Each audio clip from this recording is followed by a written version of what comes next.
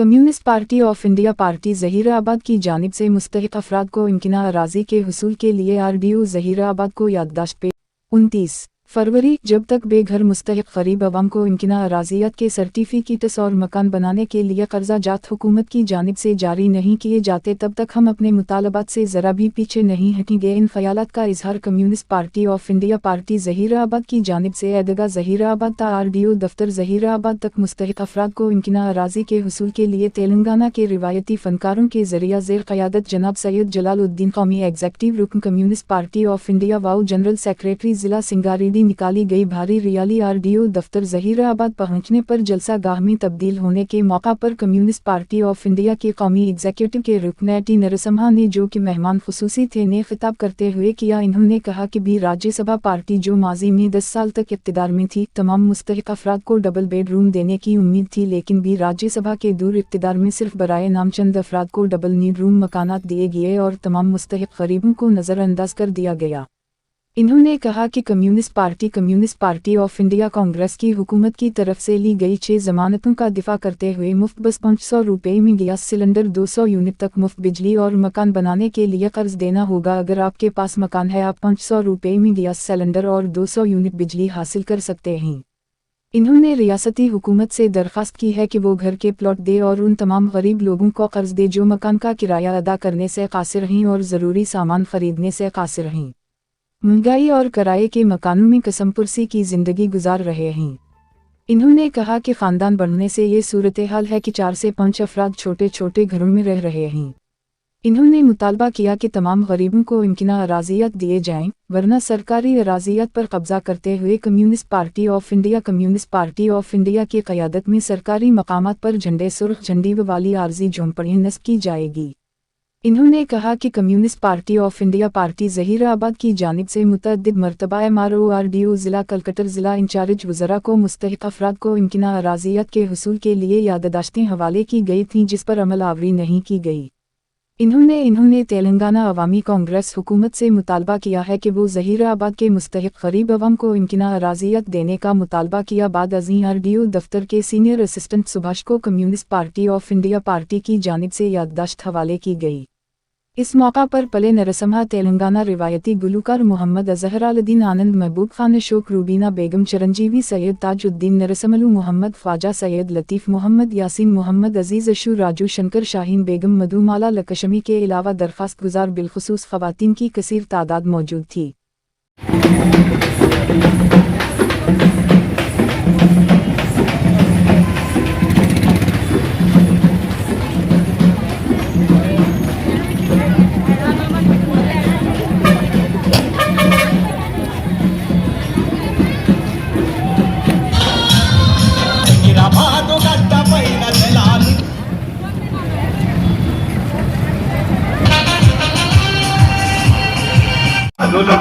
కదులుతోంది జలాలుద్దీన్ జన సైన్యం, హైదరాబాదు గడ్డపైన జలాలుద్దీన్ ప్రపంచనం కదులుతోంది జలాలుద్దీన్ జన సైన్యం, హైదరాబాదు గడ్డపైన జలాలుద్దీన్ ప్రపంచనం।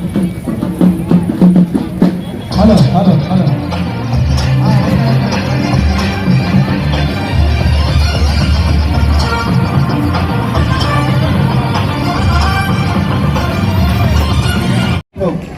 क्यों ये बात कह रहा हूँ, आप लोगों को, मेरी माँ बहनें, आप लोगों को समझना आना चाहिए।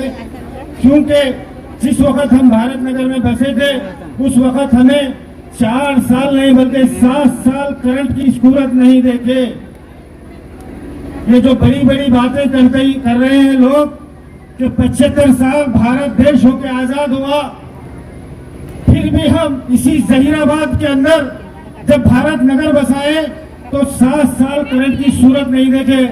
उस वक्त 2007 में आलिम जनाब सैयद अजीज पाशा साहब राज्यसभा के मेंबर थे, उनके 80 लाख के फंड से हमने लाइट की सूरत भारत नगर में देखी।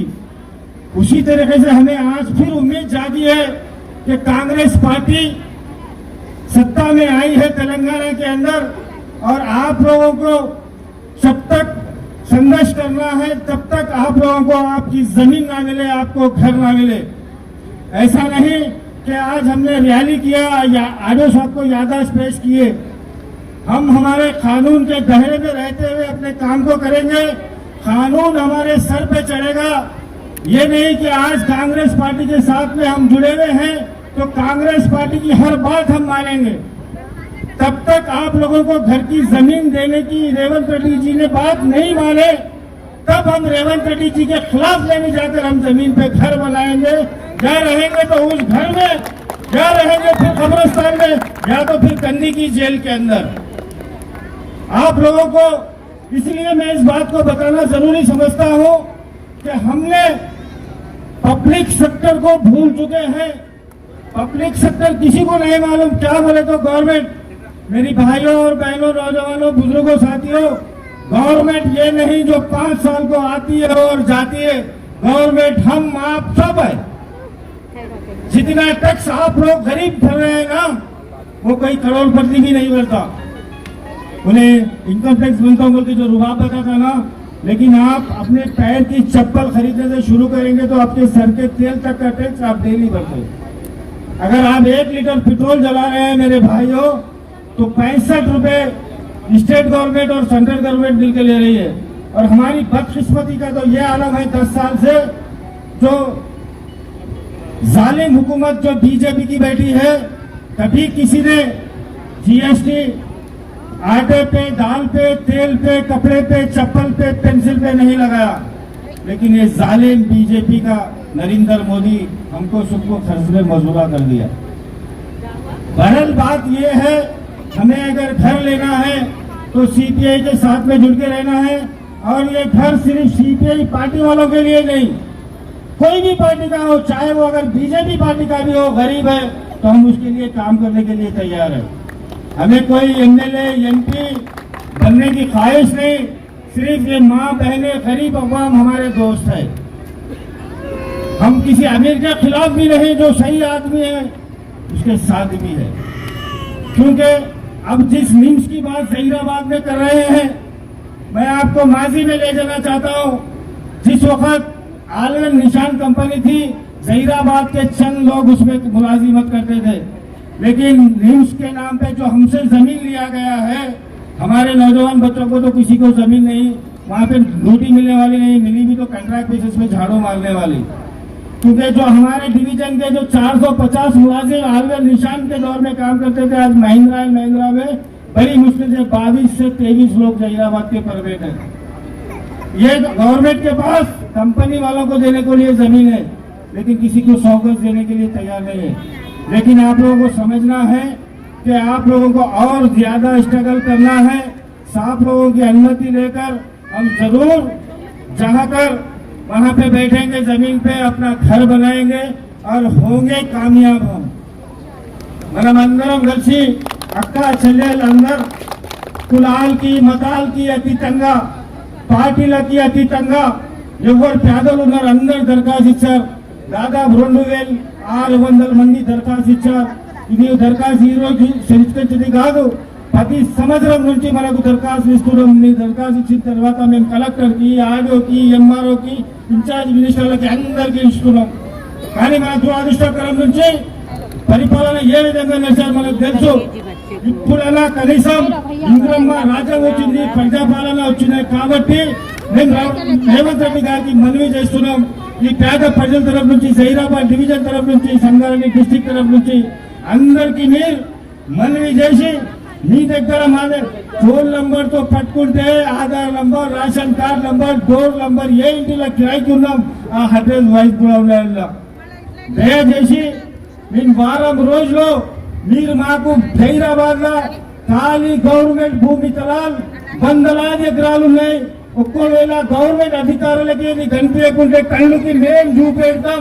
ఎక్కడ భూమి ఉంది ఆ గవర్నమెంట్ భూమి మేము చూపెడతాం. అక్కడ ఆ భూమి మీద మాకు కూర్చోలు పెట్టాలి.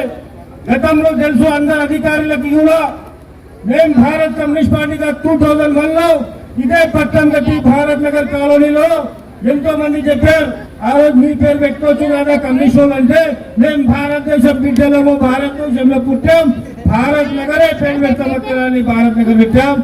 భారత్ నగర్ 2 కంపల్సరీ మనం ఈ నెలలో ఏపీతో ఆడియో గారికి కూడా మనవి చేస్తున్నా. దయచేసి అయ్యో గారు ఇంతకు కూడా మీకు ఇచ్చాం, కనీసం వారం రోజుల మాకు మీరు జవాబిచ్చి మాకు తలం చూపెడతారని ఆశిస్తున్నా. లేని పక్షంలో ఏ విధంగా మీకు చెప్పాం, ఉంటే అక్కడ భూమి మీద ఇల్లు కాడ లేకుంటే జైల్లో ఉంటాం, కానీ ఆ భూమికి మీకు భూమి ఒకవేళ కనిపించకుంటే మేము భూమి చూపెడతాం. గవర్నమెంట్ భూమి ఉంది, కంపెనీ వాళ్ళు దరఖాస్తు పెట్టుకుంటున్నారు ఈరోజు 50 ఎకరాలకి 80 ఎకరాలకి. వాళ్ళకి మీరు 3 లక్షలకి 4 లక్షలకి పైసలు వస్తున్నారని ఇస్తున్నారు. ఒక్కవేళ ఈ గవర్నమెంట్ కి కూడా ఆ పేదల మీద ప్రేమ లేదంటే 59 కిలో జియో కింద ఇస్తే కూడా మేము తీసుకోనికి సిద్ధం ఉన్నాం.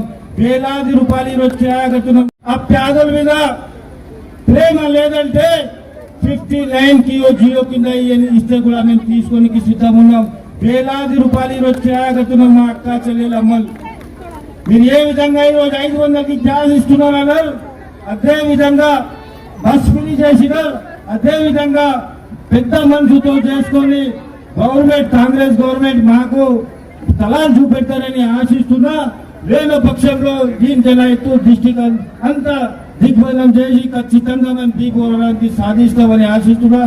మళ్ళా ఒకసారి మీ అందరికీ అక్క చెల్లెళ్ళ అన్నలకి పేరు పేరున మీరు ఇంత అక్కడ 2 కిలోమీటర్లు మీరు ఈ నడి ఎండలో మీరు వచ్చారు కాబట్టి మీకు 2 చేతులు జోడించి మీకు रेड सैल्यूट చెప్పుకుంటూ సెలవు చేసుకుంటా.